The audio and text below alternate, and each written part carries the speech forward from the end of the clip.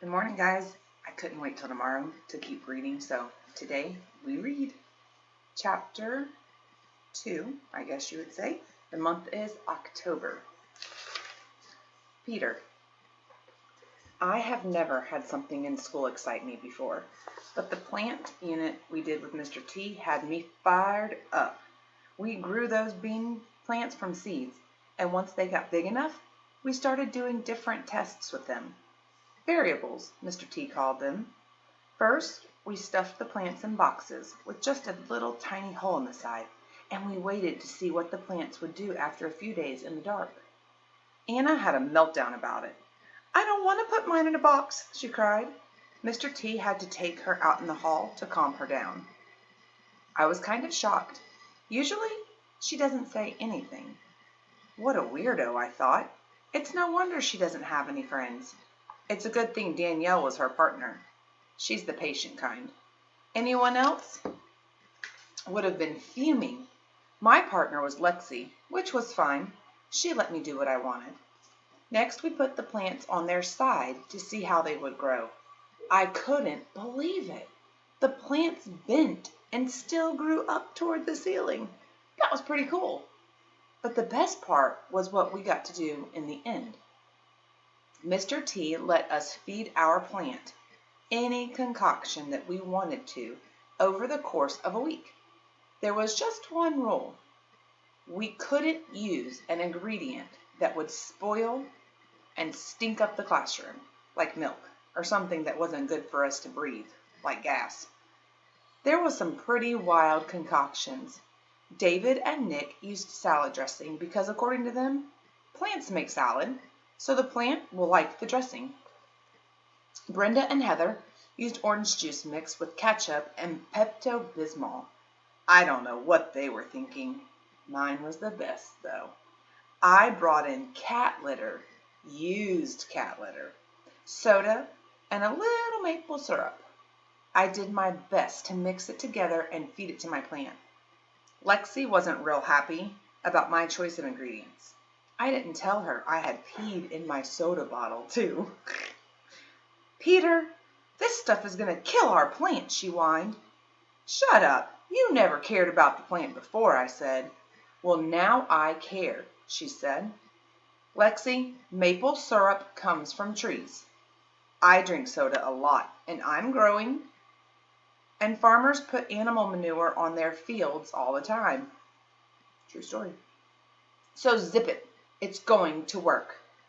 Our plant was dead in 2 days. Danielle and Anna did the best. Danielle used some natural ingredients her grandmother had taught her about, something the old-time farmers really did use, I guess. Danielle lives on a farm, so she had a big advantage. Her concoction worked, big time. She and Anna were the only ones to come up with food that the plant liked.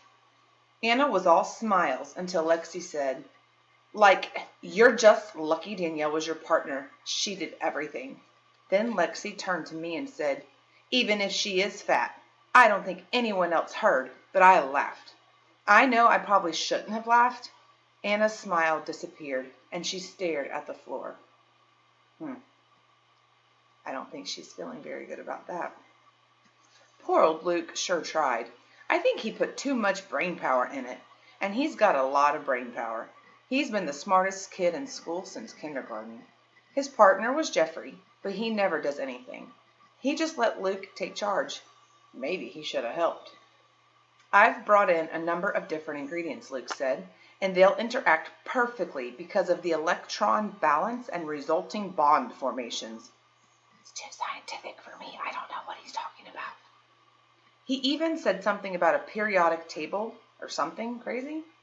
Well, you're never going to believe this, but Luke mixed his junk together and it started smoking.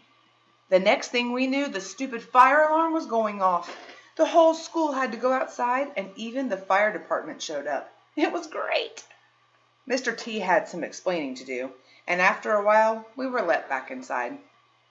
But Luke wasn't performing any more experiments for us. Man, things were just so much fun with Mr. T.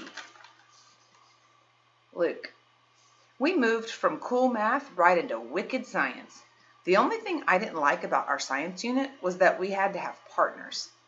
I prefer to do my projects alone, but Mr. Terupt teamed us up. We were working with plants, and he said that he just didn't have enough space for everyone to have their own. Jeffrey was my partner, which, believe it or not, worked out great because he let me do whatever I wanted.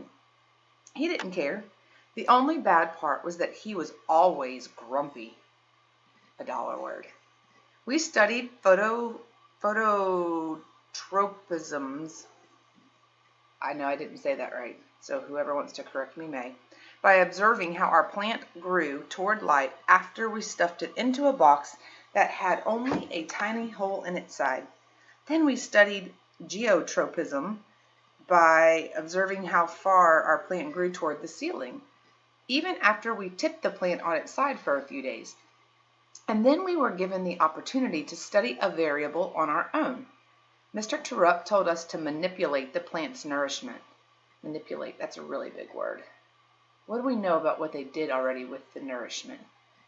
They all got to do something different and change what they were feeding it. So manipulate must be to change something or to play with it. Let's see. He said we could feed it whatever we wanted, make our own concoctions. Jeffrey left me alone. He hated school and everything about it. That day I hurried home and studied my periodic table. I had received a special chemistry set last Christmas. Hydrogen and oxygen make a special bond when they come together to form water. So I figured I should try to recreate that special bond with whatever molecular, another dollar word, ingredients I chose. I looked through the chemicals in my set. I picked the ones that would result in the same type of electron balance that occurred in the hydrogen and oxygen bond. I took my ingredients to school, got ready to measure and mix. Jeffrey was slightly interested at this point. Mr. Terupt, on the other hand, appeared a little uneasy about the whole thing, but he never stopped me.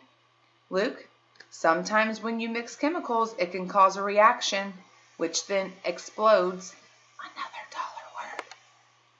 I know, I said. Maybe we shouldn't mix these in the classroom without knowing what's going to happen, he said. It might not be safe. All these potions came from my chemistry set at home. My mom saw it. It's safe, I said, trying my best to convince Mr. Terupt. I didn't tell Mom or Mr. Terupt about the few ingredients I got from Dad's garage. I knew it would work. Hey guys, come and look at all the stuff Luke's mixing together, Chris yelled. I felt everyone gather behind me as I began mixing my substances together in a bowl. But before I could feed my plant, something happened. First, the bowl started feeling warmer, then hot. The potion turned dark green and then gray. It started bubbling, first slowly, then rapidly. I knew this was bad. Back up! Everybody back up! Get away from it, Mr. Terupt ordered. Smoke started billowing from my concoction. Then the screech of the fire alarm pounded against my ears. The only thing I heard was Peter laughing. This is awesome, he yelled. Way to go, Lukester!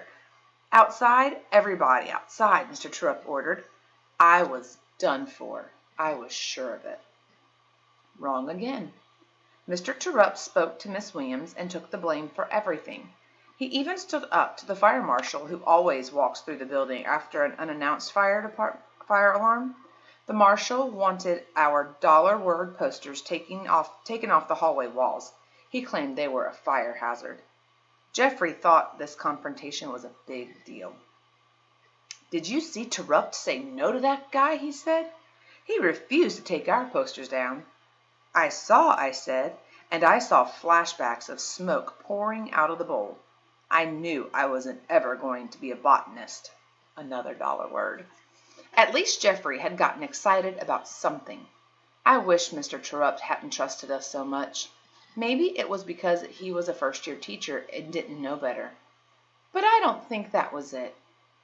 I think it was a case of Mr. Terupt being a special teacher. I'm going to stop there, and I want you to just think about Mr. Terupt trusting them. And go back to what it was that Luke just said. I wish he hadn't trusted us so much. Why do you think Mr. Terupt trusted them? Do you think that he believed that a bunch of fifth grade students would make decisions that were good, that were safe? Do you think he wanted them to learn something? Why do you think that he trusted them and allowed them to create these concoctions to see what would happen, even when we just saw that in his stomach he kind of knew what Luke was doing was probably not a good idea, but he didn't stop him? Why do you think? So I'm going to leave you with that thought. Y'all comment down below your thoughts about Mr. Terupt being so trusting of the students. And I might come back later and finish this month because it's not very long. We'll see, because that was just Luke and Peter. Have a good weekend, guys.